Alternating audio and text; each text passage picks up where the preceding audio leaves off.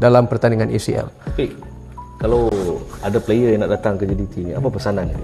Kalau ada lah hati nak datang ke JDT. Do your job lah.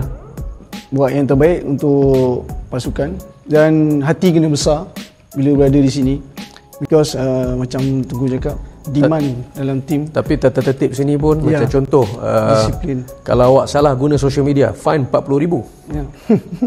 Okey, Yes, 40,000? 40,000 dalam kontrak. Kalau awak salah gunakan social media, kalau awak salah your work ethic, kita ada work orang panggil etika, dan you get fine kalau salah guna social media ke, ataupun training lewat ke lambat.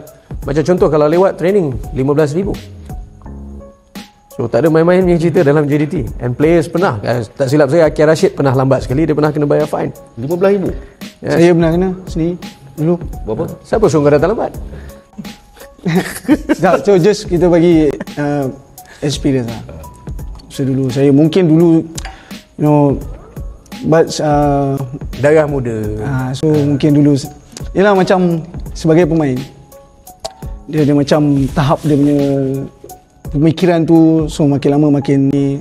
So bagi saya sekarang, kalau saya tak kena macam tu dulu, mungkin saya tak dapat tak belajar sesuatu yang lebih baik. So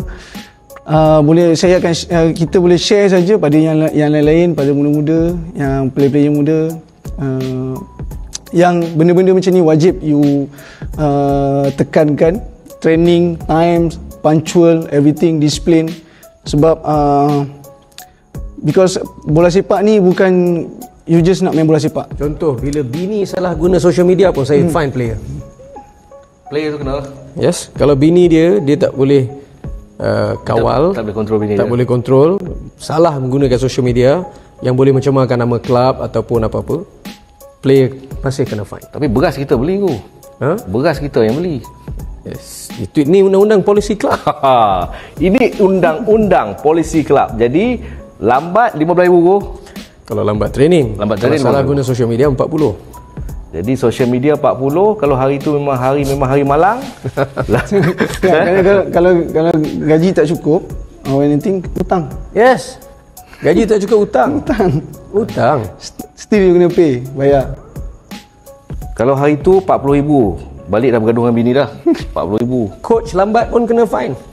Manager akan fine. Coaches kena ada 2 jam sebelum training. Kalau coaches lambat pun kena fine juga.